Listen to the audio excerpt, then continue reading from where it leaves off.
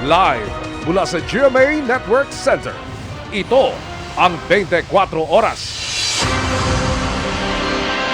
Magandang gabi po, Luzon, Visayas at Mindanao. Umakyat na sa 27 ang bilang ng nasawi sa paglubog ng bangkang MV Aya Express sa bahagi ng Laguna de Bay na sakop ng Binangonan, Rizal. Sinibak na rin sa pwesto ang 2 tauhan ng Philippine Coast Guard doon sa gitna ng pagpalaot ng bangkang overloaded umano.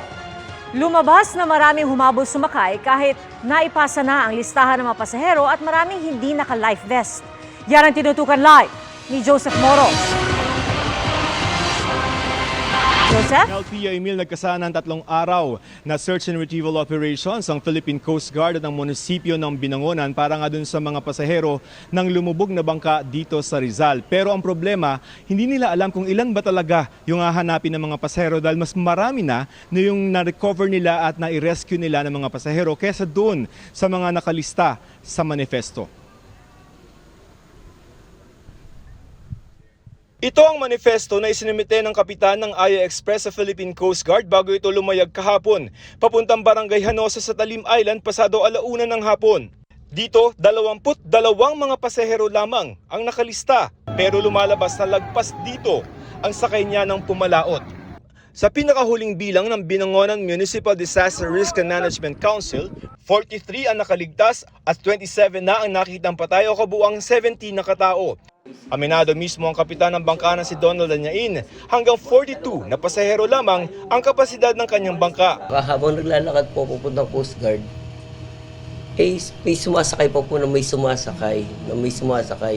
Minsan po naman ma'am, kahit ayaw mo nang pasakayin sila, yung pasahero po nagagalit. Kaya po ni Lord na ayaw ko magsakay ng madami. Ayaw ko po. Ayon sa Philippine Coast Guard, katatapos lamang ng bagyong Egay at marami raw ang stranded sa Pritil kung saan nagmulang maglayag ang bangka. 3 days lang suspended ng biyahe. So maraming gustong umuwi. Ayon sa isa sa mga nakaligtas na si Mar, napansin niyang halos triple ang dami ng pasahero ng bangka nung panahong yun. Mga 50 to 60 nagre-range po. Kung 60 man po, mga 65, 67, ganun po. Marami rin daw sa kanila ang hindi nag-life vest, bagaman meron ng bangka, pero nakatali pa ang mga ito. May mga hindi rin daw nagpalista sa manifesto. Sa videong kuha ni Mar, bagamat maulap, kalmado pa ang lawa nang umalis sila. Pero halos 10 minuto pa lamang sila naglalayag, biglang nagbago ang panahon. Bumuhos ang malakas na ulan na sinabayan ng malakas na hangin na kung tawagin nila dito'y unos. At sa isa pang video ni Mar, nakapayong na mga pasahero at napapasigaw pa ang ilan. Sabi ng ilan nakaligtas na nakausap ng GMA Integrated News, may mga trapal sa gilid ng bangka na pananggalang sa ulan. Sa kwento ni Mar, bigla umanong naputol ang kaliwang katig ng bangka. Dito na raw nagpanik ang mga pasahero, dahilan para tuluyang mawala ng balanse ang bangka at tumaob ito. Nagpanik na kami kasi almost 5 inches na lang nilubog na eh.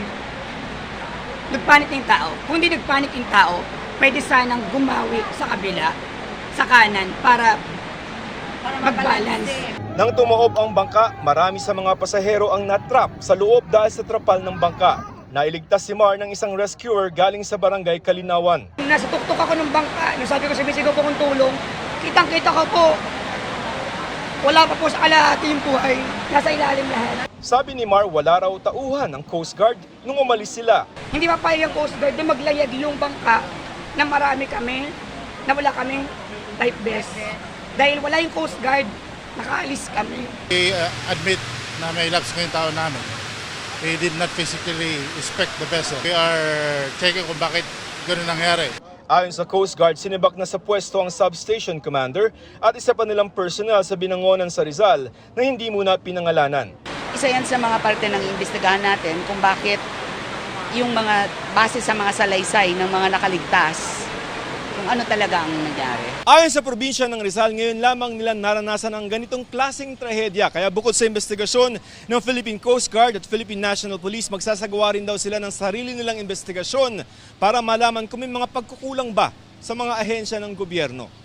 Ang Maritime Industry Authority o Marina magsasagawa rin ng Marine Safety Investigation oras na matapos ang search and retrieval operation at papadalhan ng sabpina ang may-ari ng barko na si Rufino Antonil para sa administratibong pagdinig. Naharap naman sa reklamong fraud ang kapitan ng barko at posibleng reklamo ng reckless imprudence resulting in multiple homicide.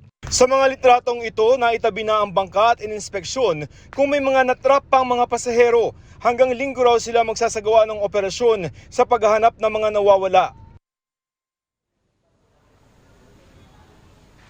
Pia, kanina nga ay itinigil muna ng Coast Guard ang pagsisid sa lawa bandang 1:30 ng hapon dahil malabo daw ang tubig dito sa lawa dahil maputik. Itutuloy nila yan bukas ng umaga at magtatagal yan hanggang sa linggo. Pero umaasa ang Binangonan Disaster Council na sana naman ay yung mga nakuha nila ay yan na yun para hindi na dumami pa yung bilang ng mga biktima ng paglubog ng bangkang ito dito sa Rizal. Pia? Maraming salamat, Joseph Moro. Tuloy naman ang rescue and retrieval kanina, gayon din ang pagkalap ng kwento mula sa mga nakaligtas. Ang isa, idinitali kung paano sila na-trap at kung paano naghilahan ang mga pasahero sa ilalim ng tubig. Nakatutok live si Jonathan Andal. Jonathan? Mel, itong nasa likod ko yung MB Aya Express na lumubog dito sa Barangay Kalinawan sa bayan po ng Binangonan. Hindi na lang yan, yung bangka na yan dito malapit sa Pampang, pero doon po yan lumubog, siguro mga 50 meters away mula rito sa kinatatayuan namin. Kung makikita nyo, nandyan pa po yung motorsiklo na sakay ng bangka. Kalunos-lunos din ang mga tagpong nakuhanan ilang sandali matapos ang trahedya. Naku po, bata.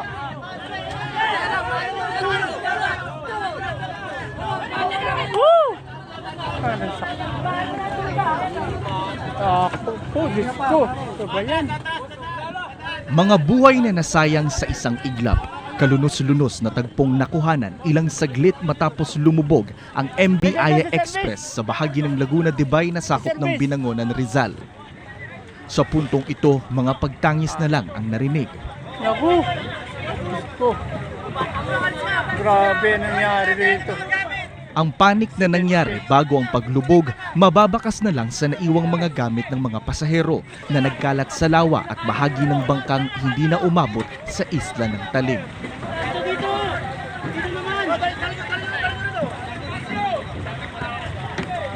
Lumayo tayo, hoy! Layo, sa may karga muna yung ano. Tulong-tulong ang mga bangkero sa pag-asang may masusuyod na buhay, pero sunod-sunod ang naisasakay nilang labi, kabilang ang mga bata. Sinabay rin sa rescue ng Philippine Coast Guard ang pagtulong sa retrieval ng mga labi. Sa Pampang kung saan isa-isa dinala, pagtangis din ang naging tanda ng pagkilala sa ilan.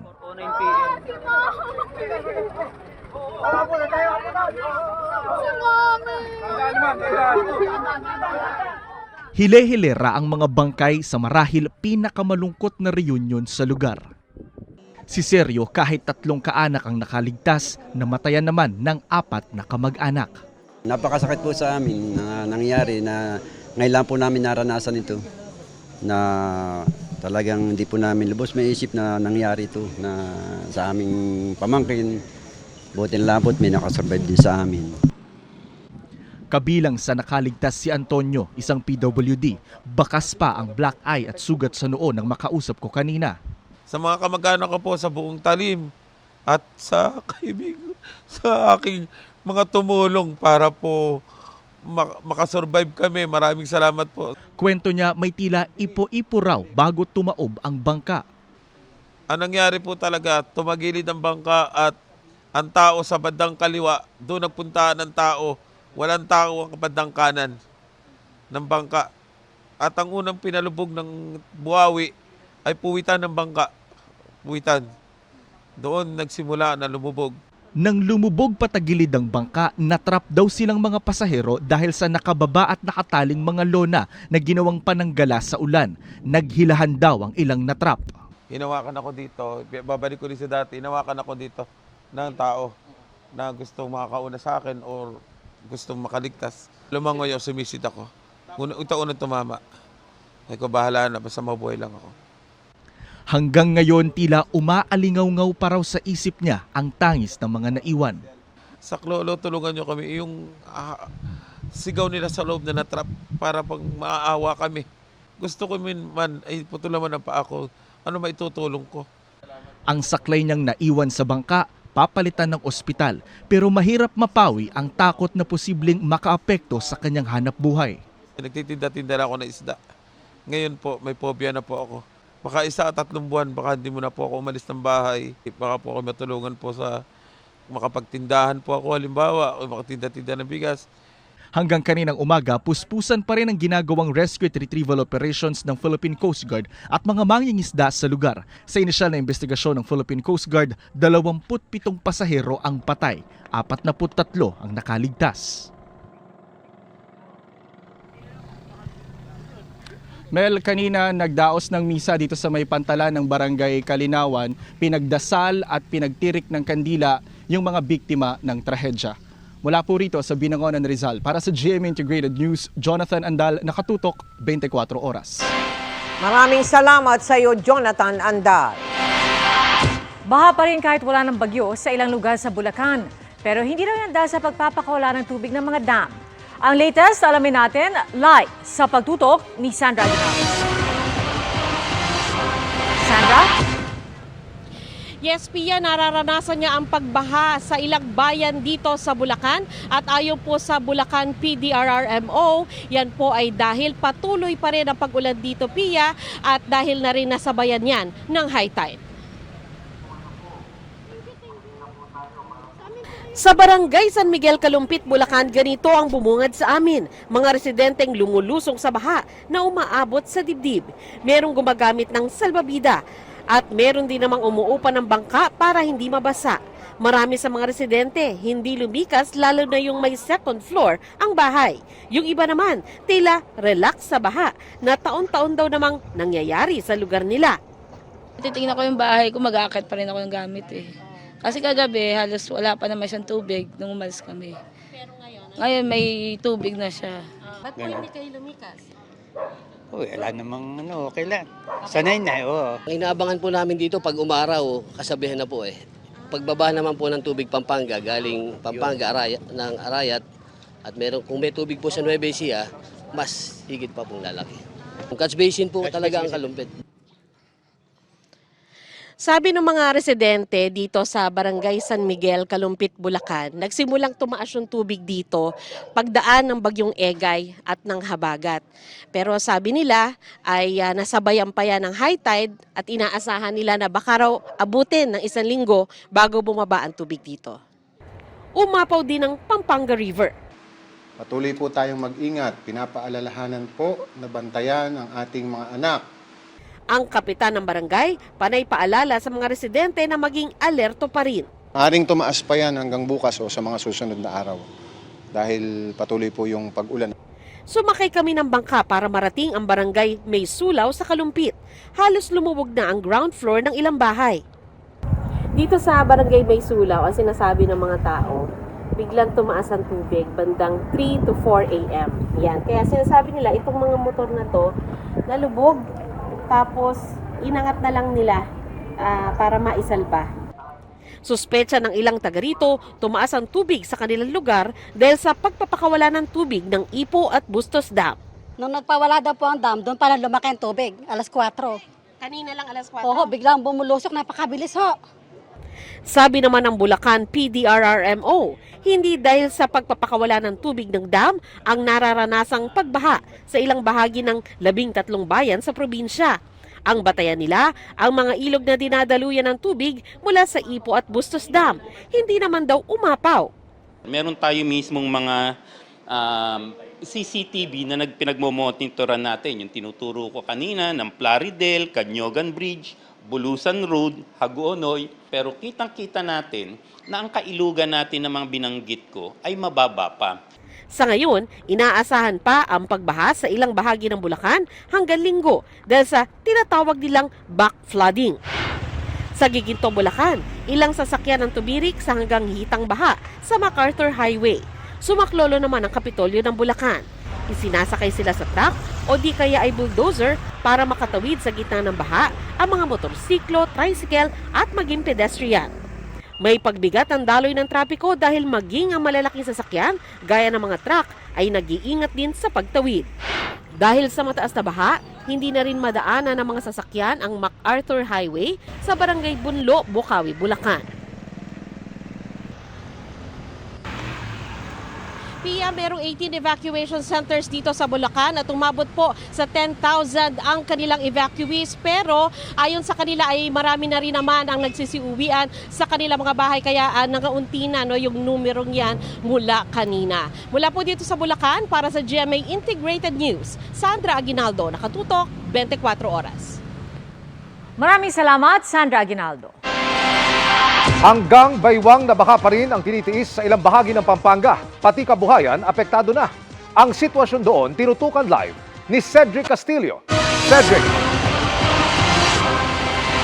Yes, Emil, ilang araw na rin daw na baha sa maraming bahagi ng lalawigan ng Pampanga. Pero ayon sa mga nakausap nating mga residente kanina, nagulat pa rin daw sila kaninang umaga nang bigla-bigla di umanong tumaas ang tubig.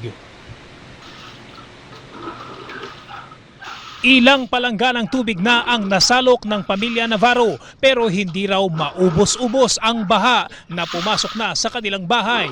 Ito ang maghapong sitwasyon sa kanilang barangay ng San Pedro Cutud sa San Fernando City, Pampanga. Yung mga creek ngayon nagbara, wala na pong madaanan. Tapos yung dike po dito sa dulo ay punong-puno na, kaya pupunta na po sa amin yung tubig at dito na po nagtatambay yung tubig kaya tumataas.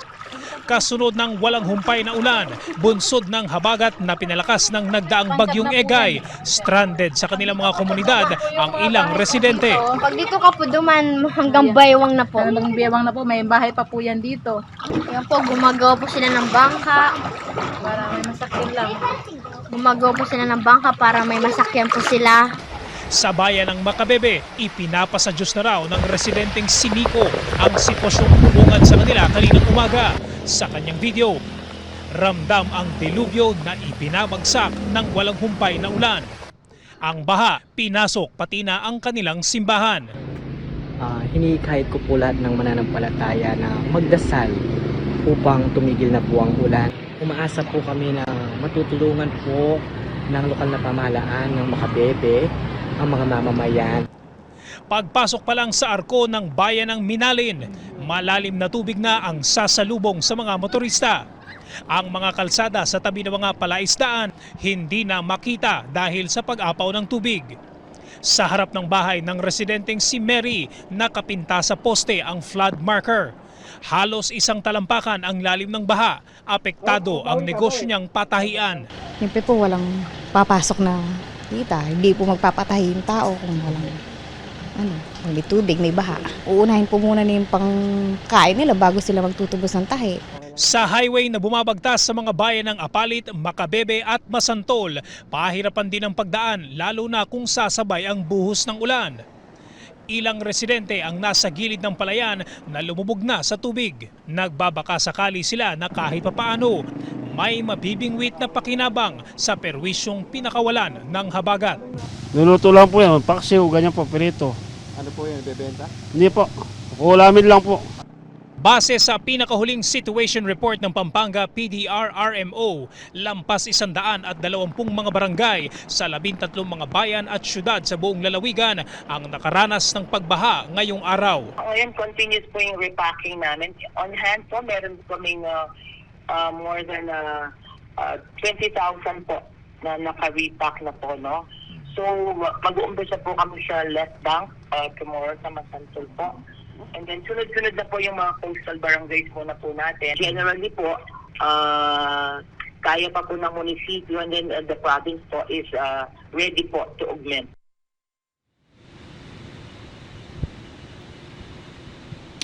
Emil, update mula sa PDR-RMO ng Pampanga. Ilang mga barangay na rin daw ang nag-declare ng preemptive evacuation, lalo pa ngayon na tuloy-tuloy ang pagbuhos ng ulan. Nananatili naman daw na normal ang supply ng kuryente sa buong lalawigan. Emil? Maraming salamat, Cedric Castillo. Kabi-kabila naman ang landslide sa Benguet. Bukod sa ilang kalsadang hindi madaanan, may mga nasira na ring bahay. Live mula sa Baguio, nakatutok si Russell Simorio ng GMA Regional TV 1 North Central Luzon. Russell? Dahil maya't maya pa rin ang mga pag-ulan kaya patuloy na nakapagtatala ng mga insidente ng landslide dito sa lalawigan ng Benguet. Biktima rin ng pagguho ang ilan sa mga kumpirmadong patay dahil sa bagyo sa buong Cordillera. Biglang gumuho ang malaking bahagi ng bundok na ito sa barangay Balili, Mangkayan, Benguet. Dumausdos ang lupa sa kalsada at tila tubig na rumagasa sa ilang istruktura at sasakyang nadaanan nito. Napatakbo rin ang mga residente na malapit sa lugar nang mangyari ang pagguho. Very active yung landslide activities doon. So siya po ay close, no? So ano lang siya, accessible lang ng mga residente natin. Sa La Trinidad, Benguet, kinordonan na ang bahaging ito ng kalsada matapos gumuho dyan ng mahigit 20 meters na riprap. Ang mga debris inanod na ng ilog. Mabuti yung mga sasakyan dito, naialis kagad.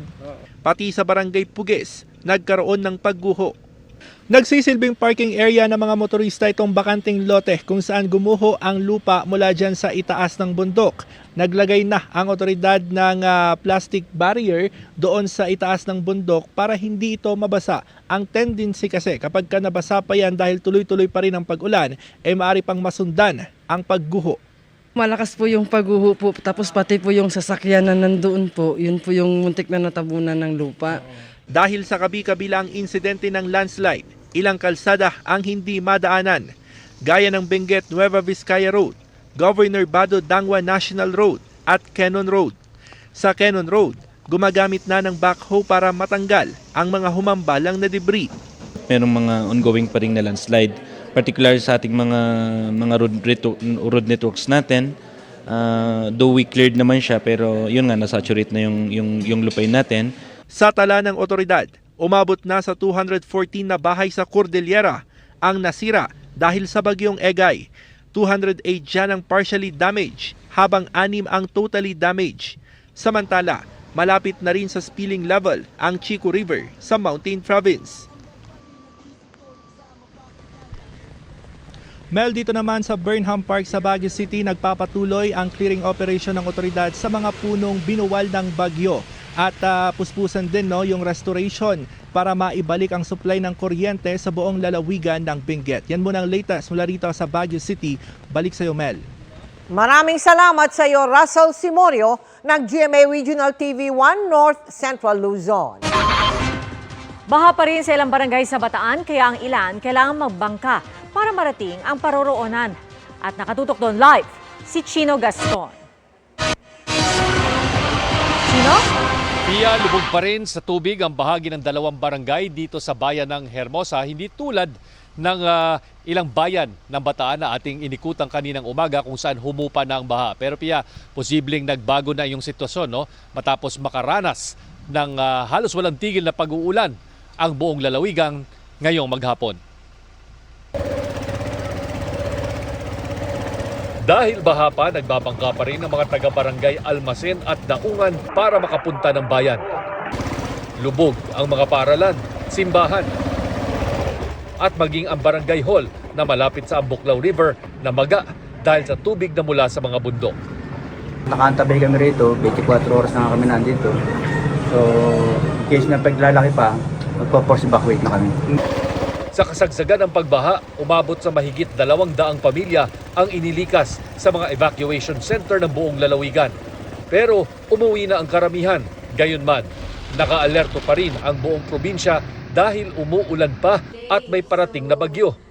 Yung ulan po, yung pinaka binabantayan namin dito po sa province ng Bataan. Kahapon, specifically, medyo malakas at sunod-sunod po ang mga pabugso-bugsong ulan. So, nagdulot po yun ng baha in some of the places. Baha rin sa Olongapo-Gapan Road sa Maylubao, Pampanga dahil sa patuloy na pag-uulan.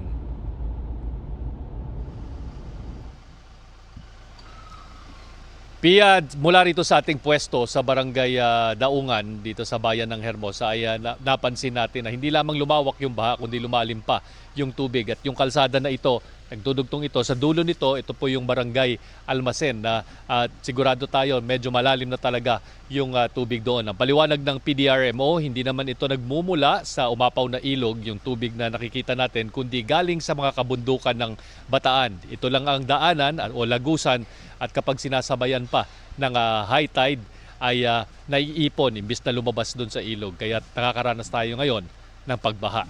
Mula rito sa Hermosa, Bataan, para sa GMA Integrated News, ako si Chino Gaston, nakatutok 24 oras. Maraming salamat, Chino Gaston.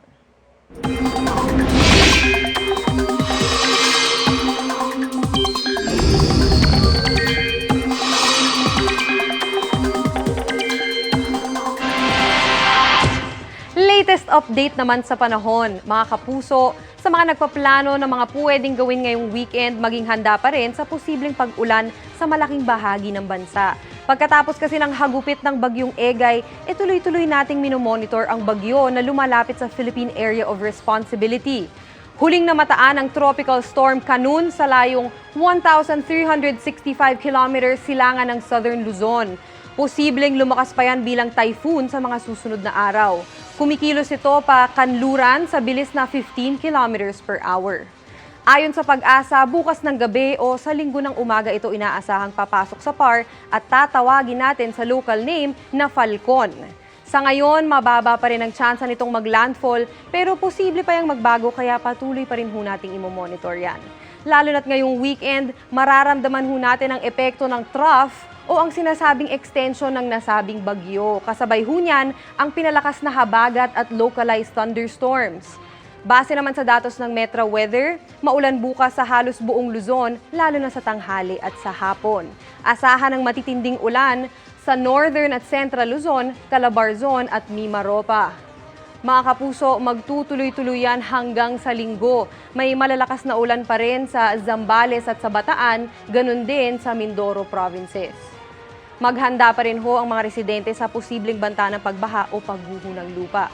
May mga pag-ulan din sa Northern Luzon at Bicol Region. Maulang weekend din ang inaasahan sa Metro Manila. Kita ho sa rainfall map ng Metro Weather na may mga kulay pula at orange sa mga ilang lugar. Kaya ang ibig sabihin ho niyan ay posible ang heavy to intense rains. Kaya sa mga may lakad, maging alerto at magdoble ingat. Posible namang magtuloy-tuloy ho yan hanggang maulang panahon hanggang sa linggo. Kaya huwag ho natin kalimutan magdala ng payong at mag-ingat sa madulas na kalsada. Samantala, uulanin din ang Visayas at Mindanao bukas, lalo na sa bandang hapon. Asahan yan sa Samar at Leyte provinces at sa Socsargen. Sa linggo naman ng hapon, may mga kalat-kalat na ulan pa rin na mararanasan sa Eastern and Western Visayas, gayon din sa Zamboanga Peninsula, Northern Mindanao at Caraga.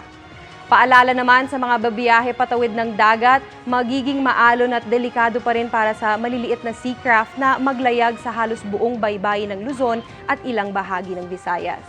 At iyan po muna ang latest sa lagay ng panahon. Ako po si Maureen Shrivers para sa GMA Integrated News Weather Center. Maasahan anuman ang panahon. Dahil sa pagguho sa umapaw na ilog, nawasak ang 5 bahay sa Kawayan sa Ilocos Sur. Nagbabayanihan na ngayon ang mga residente sa paggawa ng sandbag. Nakatutok live si Ivy Hernando ng GMA Regional TV1 North Central Luzon. Ivy? May bakas pa rin sa maraming lugar sa Metro Vigan ang laki ng pinsalang iniwan ng bagyong Egay. Ang provincial government ng Ilocos Sur nagdeklara na ng state of calamity. Habang abala ang marami sa paglilinis ng iniwang pinsala ng bagyong Egay, sa pagpapala at pagbubuhat ng mga buhangin naman, naging abala ang mga residente sa Sitio Curucudan, Barangay Fuerte, Kawayan, Ilocos Sur. Gumagawa kasi sila ng sandbag matapos bumigay ang lupa sa tabi ng dagat at bukana ng ilog na singlawak ng 2 basketball court. Tika sa pulam yata ma'am, kaya tatag na ma'am, tikiti ko sandbag ma'am, sandbag. Kaya tikiti supply, tikiti ko around, tikiti kalugaran, tikiti pagbiagdat. Nadamay rin ang bahay ni na Cristel at Ronnie. Narsuod amin ma'am. Awan tinabati pulos nga gami mi ma'am, nadyaming ang tupangan ka na yanot. Malidangan kami, ma'am. Naduma na po ko mga alay kami ma'am kada ti daw at huwa ma'am kumake mapayan da kami kumaati tulong ma'am da kami. May mga residente na ring tumulong para isalba ang ilang bahagi ng mga nawasak na bahay. Di bababa sa 5 bahay ang nilamon ng tubig dito sa Sitio Kurukodan, Barangay Fuerte, Kawayan, Ilocos Sur. Sa hilerang ito, dating nakatirik ang mga bahay. Patuloy pa ang assessment ng barangay officials sa iniwang pinsala ng bagyo. Samantala, 20 municipalities ang walang supply ng kuryente. Maliban sa libreng charging, panawagan ng mga residente, pagkain, tubig at damit.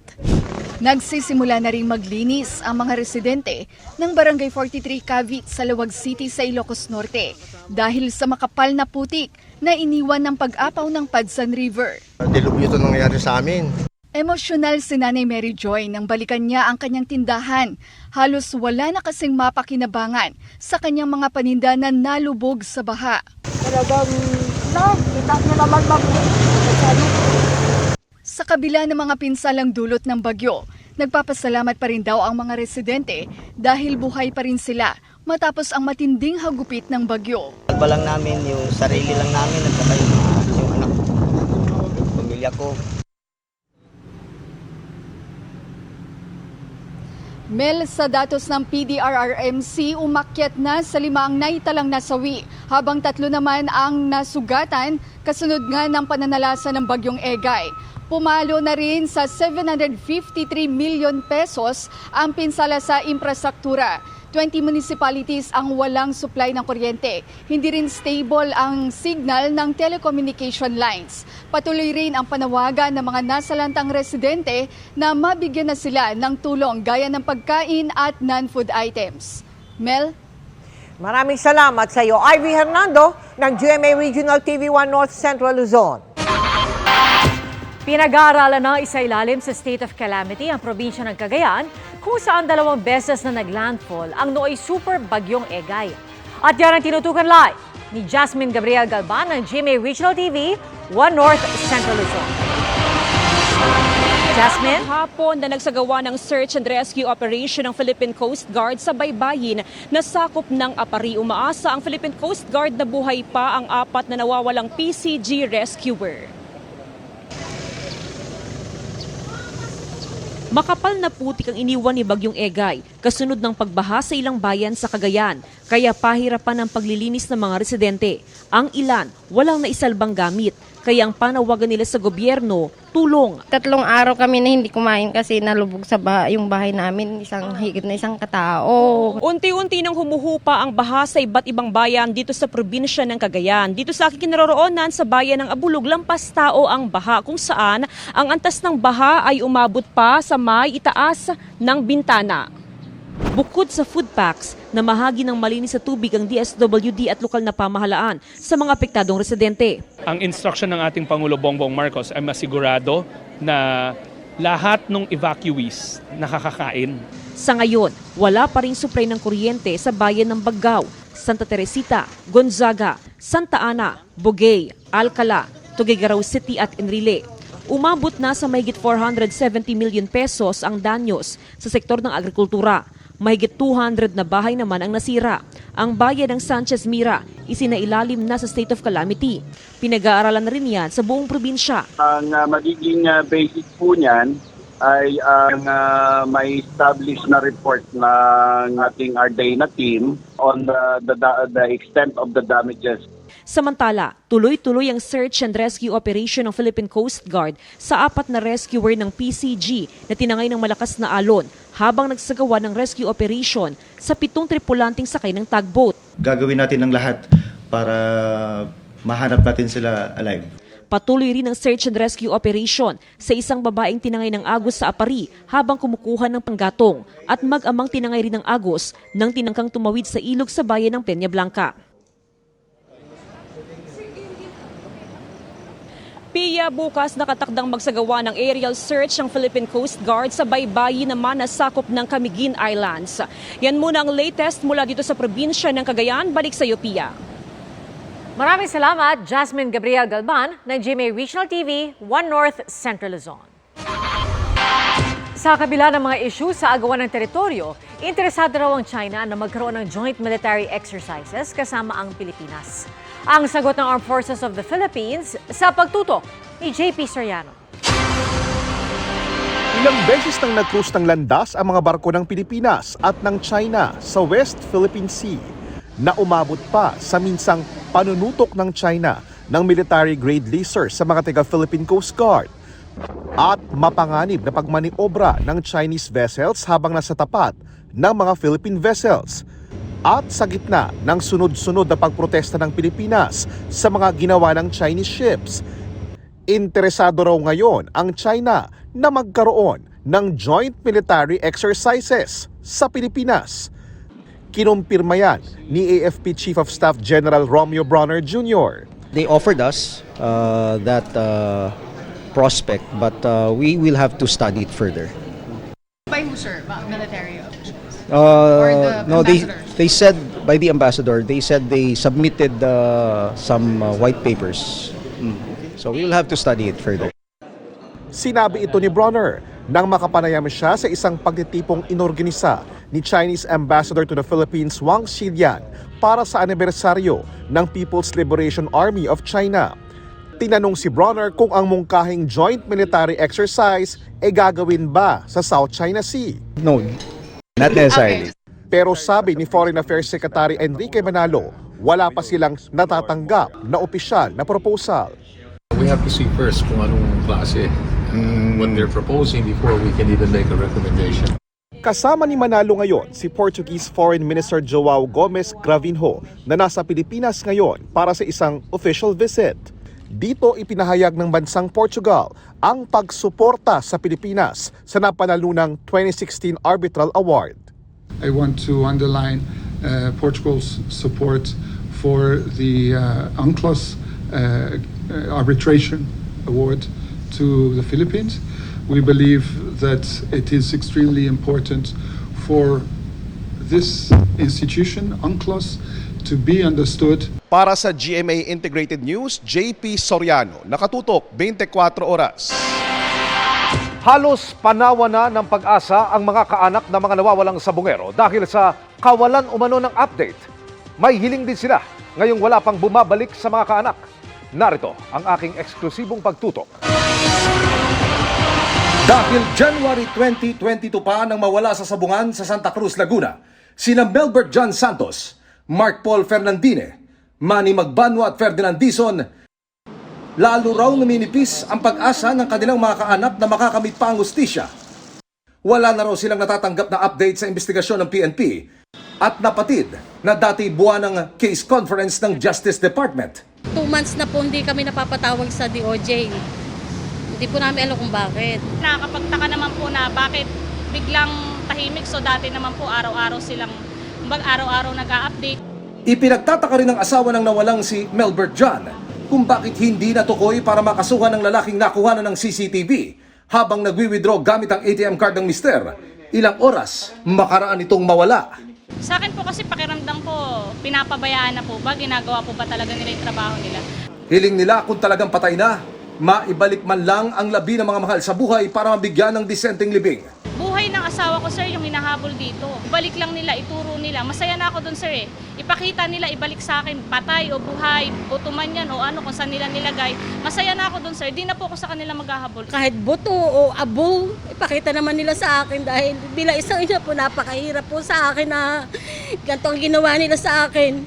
Ang ina at asawa naman ni Michael Bautista umaasa pa rin maiaapela ang ibinasurang kaso laban sa 2 gwardiya na nabidyohang ine-escortan si Bautista palabas ng sabungan bago ito nawala noong April 2021. Ano pa ang gusto nilang ebidensya? Hindi naman pera ang kailangan namin eh. Ang kailangan namin ang makita ang anak ko. Hindi na po namin alam kung ano pang ebidensya yung po pwede namin ipakita sa kanila. Disappointed po.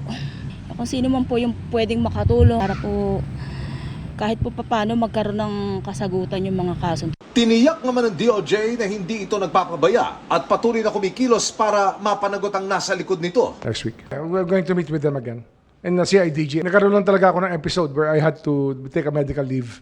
But I'm back. Para sa GMA Integrated News, Emil Sumangil, nakatutok 24 oras. Weekend na mga kapuso! Kaya para sa mga moviegoers, tamang-tama ang malabagyong hugot feels natin ng The Cheating Game ni na Julian San Jose at Raver Cruz.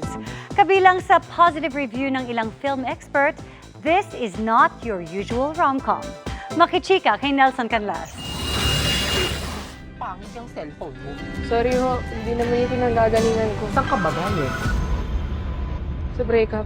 Marami ang nagulat sa film genre ng The Cheating Game na inakala raw nung una ay isang typical rom-com. Pero it turned out to be so much more pala, ayon kay National Artist for Film and Broadcast Arts, Ricky Lee. Unexpected din daw ang twist ng movie. Agree si Direk Irene Villamor. Definitely not your usual rom-com fare daw ang pelikulang pinagtatambalan ni Julian San Jose at Raver Cruz. Sunod-sunod pa ang magagandang reviews sa The Cheating Game na binansagan ng ilan na hugot film ng taon dahil sa mga linya at eksenang tatalakay, hindi lang sa buhay millennial, kundi maging sa mga sensitibong usapin tulad ng video scandal. Yung mga topics na natap namin, yun yung talagang makaka-relate din yung mga tao. Mature at bolder role din ang role nila, lalo para kay Julian San Jose na malayo sa pagiging Maria Clara. Diyos ko, Lord. Ibang-iba. The contrast din kasi simultaneously ko sinushoot itong cheating game. Parang I had to switch on and off characters. Transition. Hindi naman. May mga workshops kami para at least pagdating dun sa set, ma-dive in namin yung character kasi hindi naman pwedeng pagpunta namin dun Juliver ang makita nila eh. Nelson Canlas updated sa Showbiz Happenings. And that's it for our week-long chikahan. Wow, napagod ako today, guys. Ha? Ako po si Yana Liano. Happy weekend, mga kapuso. Miss Mel, Miss Pia, Emil. Salamat sa iyo, Iya at Yana. Mga balita ngayong Biyernes. Ako po si Mel Tiangco. Ako po si Emil Sumangil. Ako po si Pia Arcangel, buong puso para sa Pilipino. Ito ang GMA. Walang kinikilingan, walang pinoprotektahan. Walang kasinungalingan, serbisyong totoo lamang. At dahil hindi natutulog ang balita, nakatutok kami 24 oras. Good news mga kapuso! Maaari niyong mapanood ang 24 oras at iba pa naming mga newscast sa aming YouTube channel. I-click lang ang subscribe button na lalabas sa screen. Sa mga kapuso abroad, maaari niyo kaming masubaybayan sa GMA Pinoy TV at sa www.gmanews.tv.